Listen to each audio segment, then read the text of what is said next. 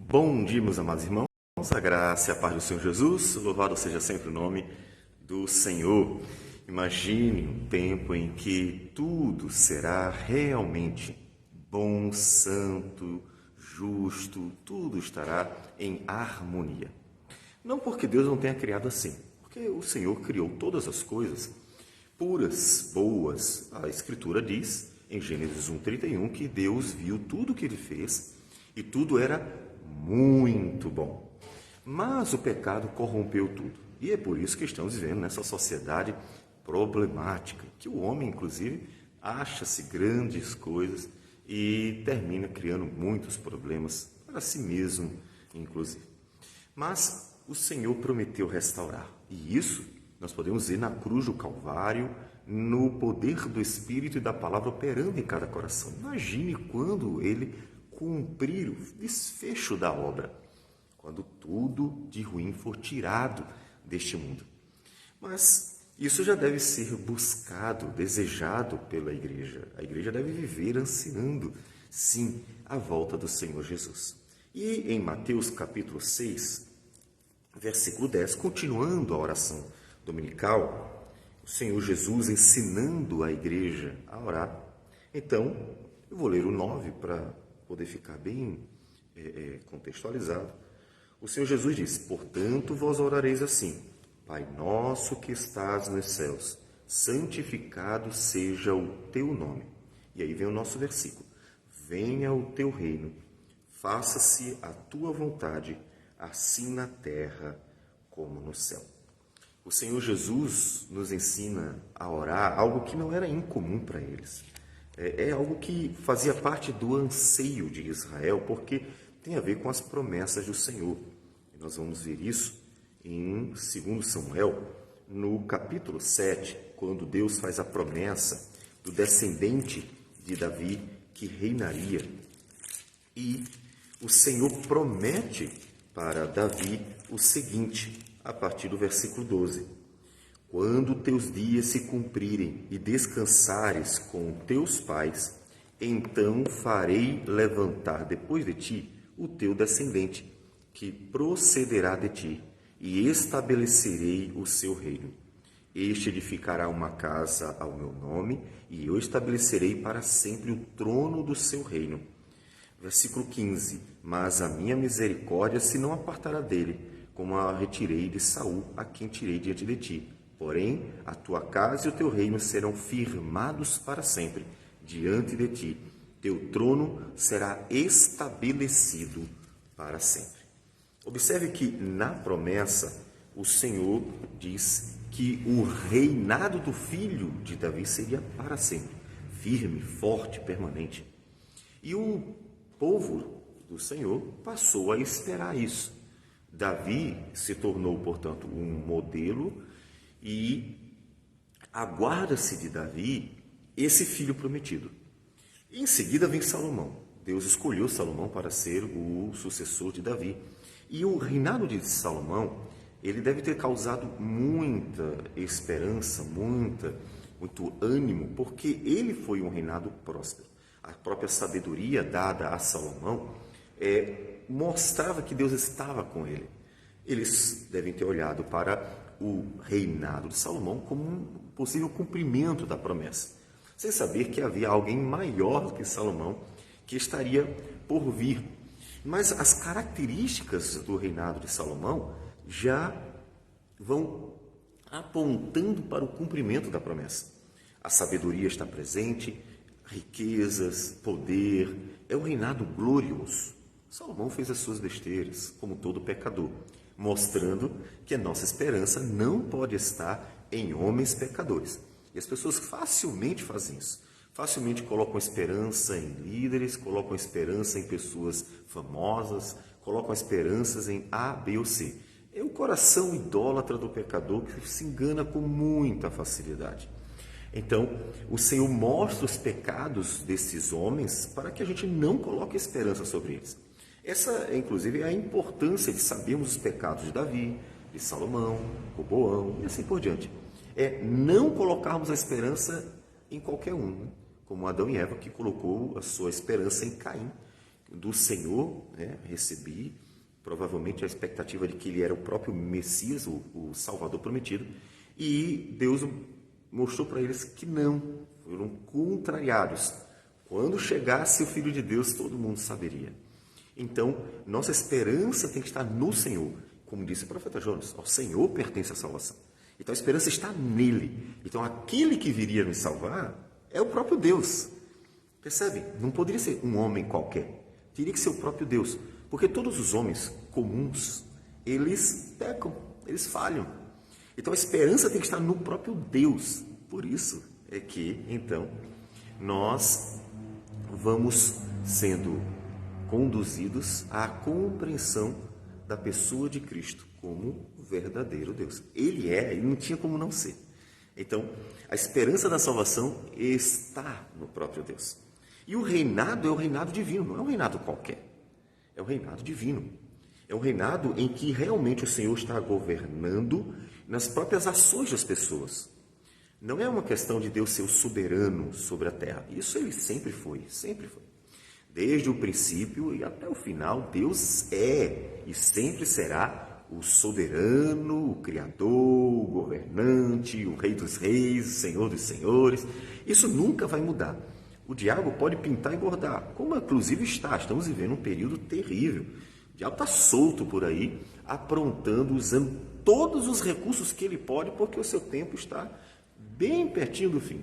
Então, mesmo assim, o Senhor está no poder. Ele só faz isso porque Deus, que tem seus propósitos sábios e eternos, está deixando, por razões que ele mesmo sabe. Mas Deus sempre esteve no controle. Mas quando ele fala de venha o teu reino, ele está se referindo à manifestação da beleza, da pureza, da santidade, da bondade, do amor, da graça. Ou seja, todos os atributos comunicáveis, as virtudes de Deus presentes na prática desse reino. Então, venha o teu reino, não é só dizer assim, o Senhor é soberano sobre tudo. Venha o teu reino é dizer, Senhor, que todo o teu amor, que toda a tua graça, que toda a tua misericórdia, que toda a tua justiça, que toda a tua santidade, que toda a tua bondade se manifeste entre nós. Então, é Deus transformando vidas, é Deus, de fato, agindo na terra como Ele nos céus tem toda a sua glória manifesta.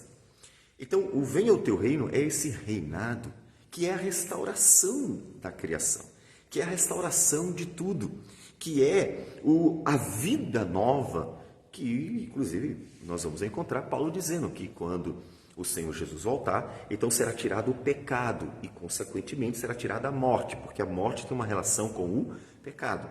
Tirou-se o pecado, tira-se também a morte. Então, o Senhor vem restaurar tudo, e o anseio da igreja é esse, porque a igreja não está conformada com esse mundo. É um mundo de homens tiranos, maus, mentirosos, enganadores, arrogantes, presunçosos, aproveitadores, e assim vai, não falta adjetivo ruim para falar das pessoas por causa do pecado. Por causa do pecado. E é por isso que a gente vive nesse mundo desse jeito. E a igreja nunca pode estar satisfeita. Se você olha para o mundo e está satisfeito só porque de repente a sua conta bancária está gordinha, sua despensa está cheia, e então você está satisfeito. É tudo bem. Mas por que você está tão bem, tão satisfeito? Não, porque está tudo bem comigo.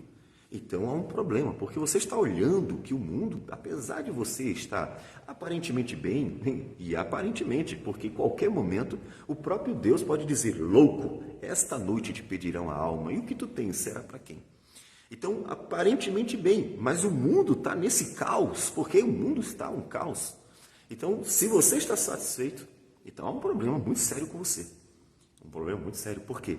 Porque você simplesmente está curtindo a miséria de um mundo que jaz no maligno, porque o seu coração é demasiadamente egoísta. Então, a igreja jamais vai estar confortável nesse mundo, satisfeita nesse mundo.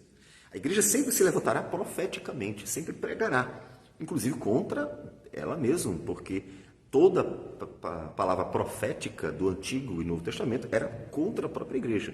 Ou seja, é uma forma de reformar a igreja, mudar o seu comportamento, corrigi-la, conduzi-la para o caminho do Senhor. Inclusive, os profetas sempre foram enviados para Jerusalém. Por isso que Jesus disse: Jerusalém, Jerusalém, que matas os profetas e apedrejas os que te foram enviados. Né? Então, até quando vocês vão rejeitar o chamado do Senhor? Então, a igreja se levanta profeticamente. Por quê? Porque ela não está satisfeita. Venha o teu reino, é o desejo pela restauração de tudo.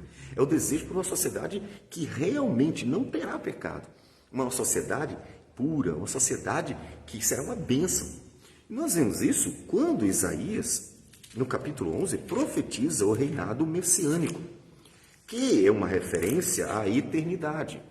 Mesmo se Jesus tendo vindo, e mesmo Jesus sendo Senhor de tudo, é muito evidente que o pecado ainda está presente. Portanto, ninguém vai dizer que se cumpre perfeitamente durante esse período entre a primeira vinda e a segunda, as profecias sobre o reinado eterno, né? O reinado do Senhor Jesus, como disse, que diz respeito à restauração de tudo. O pecado ainda está aí.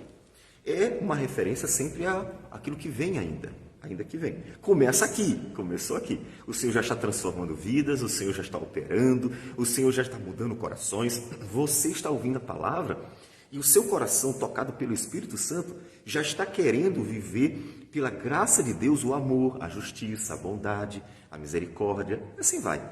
Então, já começou, mas não concluiu, porque o pecado ainda está aqui. Mas a promessa é demasiadamente maravilhosa e tem a ver com o reinado. Ele diz assim, em Isaías 11, do tronco de Jessé sairá um rebento, e das suas raízes um renovo. Repousará sobre ele o Espírito do Senhor, o Espírito de sabedoria e de entendimento, o Espírito de conselho e de fortaleza, o Espírito de conhecimento e de temor do Senhor. Deleitar-se-á no temor do Senhor, não julgará segundo a vista dos seus olhos, nem repreenderá segundo o ouvir dos seus ouvidos, mas julgará com justiça os pobres e decidirá com equidade a favor dos mansos da terra. Ferirá a terra com a vara da sua boca e com o sopro dos seus lábios matará o perverso. A justiça será o cinto dos seus lombos e a fidelidade o cinto dos seus rins. O lobo habitará com o cordeiro e o leopardo se deitará junto ao cabrito. O bezerro e o leão novo e o animal cevado andarão juntos e um pequenino os guiará. A vaca e a ursa pastarão juntas, e as suas crias juntas se deitarão. O leão comerá palha como o boi. A criança de peito brincará sobre a toca da áspide, e o já desmamado meterá a mão na cova do basilisco. Não se fará mal nem dano algum em todo o meu santo monte, porque a terra se encherá do conhecimento do Senhor, como as águas cobrem o mar. Naquele dia recorrerão as nações à raiz de Jessé, que está posta por estandarte dos povos. A glória lhe será a morada. Jesus nos ensina a orar: venha o teu reino. É exatamente isso. Observe que na oração dominical, o Senhor está nos conduzindo a promessas que Deus fez. E isso nos lembra que todas as nossas orações devem ser baseadas em promessas. Ou seja, quando nós oramos baseado nas promessas do Senhor, estamos orando de acordo com a vontade do próprio Deus. Afinal, foi Ele mesmo quem disse que nos daria tais coisas. Isso mostra que o nosso anseio, o nosso desejo está em acordo com a vontade de Deus. Seja feita a tua vontade, assim na terra como nos céus.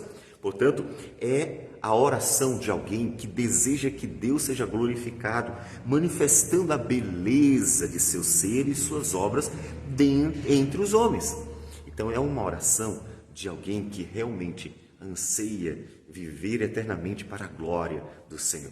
Venha o teu reino, se cumpra, Deus, as tuas promessas da chegada do reino eterno, em que tudo será harmônico, em que a criação será restaurada, em que teu Espírito operará poderosamente em todos os corações e que o conhecimento de Deus estará em todas as mentes. Portanto, é o agir de Deus restaurando todas as coisas.